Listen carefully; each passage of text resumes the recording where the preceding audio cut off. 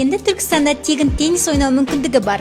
Иә, бұл Түркістандағы алғашқы теннис орталығы. Келем десең, баршаға есік ашық. Теннис спортына қызығатын жас балалардан бастап, шеберлігін шыңдағысы келетін ересектерге дейін. Балаларға үйірме 5 жастан басталады. Ал жазда 10 жасқа дейінгі балалар үшін бар болғаны айына 10 мың теңге. Теннис қана емес, фитнес, үстел теннисі, жаттығу залы бәрі бар. Білікті жаттықтырушылар, мастер-класстар, тәжірибелі мамандар сенімен бірге жұмыс жасайды. Тек ауыспалы спорт аяқ киіміңді өзіңмен бірге ала келуді ұмытпа. Ал ең қызығы, әр сәрсенбі сағат 19:00 мен 21:00 аралығында кез келген қала тұрғыны орталыққа келіп, тегін теннис ойнай алады. өзіңмен бірге баратын досың барын білем.